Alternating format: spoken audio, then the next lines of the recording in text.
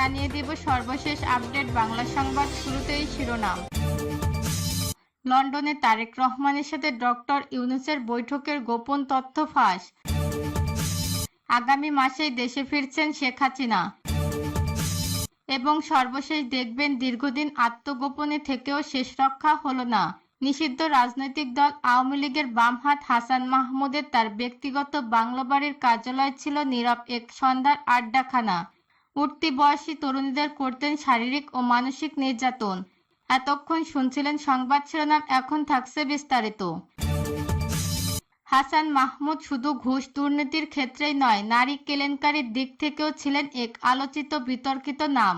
তার ব্যক্তিগত বাংলোবাড়ি কার্যালয় ছিল এক ধরনের নীরব এক সন্ধ্যার আড্ডাখানা, যেখানে উঠতি বয়সী তরুণী, সুন্দরী, চাকরিপ্রার্থী নারী কিংবা রাজনৈতিক পৃষ্ঠপোষকতা প্রার্থনা করা নারীদের ডেকে পাঠানো হতো। অভিযোগ রয়েছে, এসব নারীদের চাকরি, সরকারি কন্ট্রাক্ট, পদোন্নতি বা ক্ষমতা রক্ষা কবচের আশ্বাস দিয়ে তাদের সঙ্গে কুকর্মে লিপ্ত হতেন তিনি। হাসান মাহমুদের বিরুদ্ধে রয়েছে গুরুতর অভিযোগ, যেখানে তিনি ক্ষমতার অপব্যবহার করে নারীদের চাকরি বা সরকারি পদ পাইয়ে দেওয়ার নামে খারাপ প্রস্তাব দিয়ে তাদের শিকার করতেন। চাকরি প্রার্থী তরুণী ও বিপর্যস্ত নারীদের সামনে তিনি বা তার ঘনিষ্ঠজনরা নানা প্রলোভন ছাড়াতেন, চাকরি, প্রমোশন কিংবা সরকারি প্রকল্পে সুযোগ দেওয়ার আশ্বাস দিয়ে। তবে বাস্তবে এসব প্রস্তাব ছিল এক ধরনের ফাঁদ, যেখানে অনেকেই শারীরিক ও মানসিক হয়রানির শিকার হয়েছেন। রাজধানীর গুলশান, বারিধারা ও উত্তরা এলাকায় গড়ে তোলা হয়েছিল একাধিক গোপন ওয়েলনেস সেন্টার, যার আড়ালে চলত এসব ব্যবসা, যেখানে ক্ষমতাবান আওয়ামী লীগ নেতারা নিয়মিত যাতায়াত করতেন। এসব জায়গার নিরাপত্তা দিত পুলিশের একটি নির্দিষ্ট শাখা, যাতে কোনো তদন্ত সেখানে পৌঁছাতে না পারে। এই ফাঁদে পা দিয়ে অনেক নারী নিঃস্ব হয়েছেন, কেউ আত্মহত্যার পথ বেছে নিয়েছেন, আবার অনেকে নীরব থেকে তাদের ভঙ্গুর ভবিষ্যৎ বহন করছেন।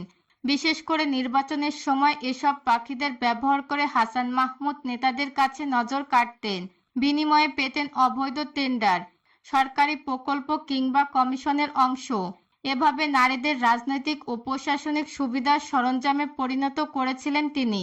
হাসান মাহমুদ শুধু দেশীয় রাজনৈতিক অঙ্গনে নয়, আন্তর্জাতিক ষড়যন্ত্রের ক্ষেত্রেও তার নেগেটিভ অবস্থান বহুল আলোচিত।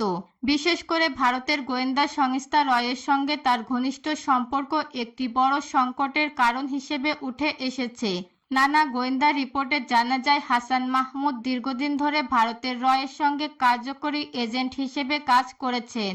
তার রাজনৈতিক ও অর্থনৈতিক ক্ষমতা দিয়ে রয়ের ষড়যন্ত্রগুলো বাংলাদেশে বাস্তবায়নে গুরুত্বপূর্ণ ভূমিকা পালন করেছেন। পাকিস্তান ও ভারতের বিরোধিতার মাঝে বাংলাদেশকে এক ধরনের ভিন্ন পথে পরিচালিত করতে রয়ের পরিকল্পনায় তিনি ছিলেন মুখ্য সহায়ক। দেশের সংবিধান এবং সার্বভৌমত্বের বিপরীতে তিনি বিভিন্ন গোপন অপকর্মে জড়িয়ে পড়েন। হাসান মাহমুদের বাড়ি অফিসে বেশ কয়েকবার অনির্দিষ্ট পরিমাণে বিদেশি ডকুমেন্ট ও যোগাযোগের প্রমাণ মিলেছে, যা ভারতের রয়ের সঙ্গে অবৈধ যোগাযোগের বিষয়টি প্রমাণ করে। তিনি দেশের গুরুত্বপূর্ণ তথ্য ও নিরাপত্তা বিষয়ক তথ্য বিদেশি গোয়েন্দা সংস্থার হাতে তুলে দিয়েছেন বলে গোয়েন্দা সংস্থা সন্দেহ করে। পিলখানা হত্যাকাণ্ডের সময় তার মদদ আর নির্দেশনা সরাসরি ভারতের রয়ের সঙ্গে সমন্বিত ছিল, যার মাধ্যমে দেশের সামরিক স্থিতিশীলতা বিঘ্নিত করা হয়েছিল। এই হত্যাকাণ্ডের পিছনে হাসান মাহমুদের নাম গভীর ষড়যন্ত্রকারীর মতো উঠে আসে, যেখানে রয়ের পরিকল্পনা অনুযায়ী বিক্ষোভ, সহিংসতা ও বিভাজন সৃষ্টি করা হয়েছিল। অন্যদিকে রাজনৈতিক অস্থিতিশীলতা এবং অর্থনৈতিক দুর্বলতা সৃষ্টির মাধ্যমে তিনি দেশে অস্থিতিশীলতা বৃদ্ধি করতেন, যা রয়ের দীর্ঘমেয়াদী লক্ষ্য পূরণের সহায়ক ছিল। এসব কারণে হাসান মাহমুদ দেশের বিরুদ্ধে একান্ত শত্রুর মতো কাজ করেছিলেন এবং দেশের নিরাপত্তাকে মারাত্মক হুমকির মুখে ফেলেছিলেন। সরকারি তদন্ত ও গোয়েন্দা সংস্থার তথ্য মতে, হাসান মাহমুদের সঙ্গে রয়ের সম্পৃক্ততার বিষয়টি এখন একটি বড় জাতীয় নিরাপত্তার সংকট হিসেবে দেখা দিয়েছে। তার বিরুদ্ধে আন্তর্জাতিক ষড়যন্ত্র ও দেশদ্রোহিতার অভিযোগ আনা হয়েছে। জনগণের করের টাকা, উন্নয়ন প্রকল্পের বাজেট, সরকারি প্রণোদনা সবকিছু থেকেই ভাগ বসানোর গোপন নেটওয়ার্ক গড়ে তুলেছিলেন তথ্যমন্ত্রী হাসান মাহমুদ। দীর্ঘদিন তথ্য ও পরিবেশ মন্ত্রণালয়ের দায়িত্ব পালনকালে তিনি বেশ কিছু লোক দেখানো প্রকল্পের নামে কোটি কোটি টাকা লোপাট করেছিলেন। যেগুলোর বাস্তব অগ্রগতি ছিল প্রায় শূন্য। বিশেষ করে সচেতনামূলক প্রচারণা ও মিডিয়া কন্টেন্ট উন্নয়ন প্রকল্পের নামে 2021 সালে দুনিয়া একটি প্রকল্পের বাজেট ছিল 42 কোটি টাকা। সেই প্রকল্পে ফিল্ড অ্যাক্টিভিটি না করে প্রায় 30 কোটি টাকার বিল ভুয়া ভাউচারের মাধ্যমে অনুমোদন করা হয়েছিল। হিসাব মহানিয়ন্ত্রকের দপ্তরে অডিট রিপোর্ট 2022 এর প্রকল্পের অন্তত 11 কোটি টাকার বৈধতা নিয়ে গভীর আপত্তি তোলা হয়।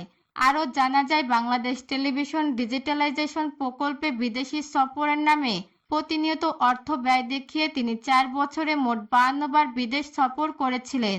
এর মধ্যে বেশিরভাগ ভ্রমণের কোনো প্রতিবেদন বা কার্যক্রমের রেকর্ড মন্ত্রণালয়ে পাওয়া যায়নি।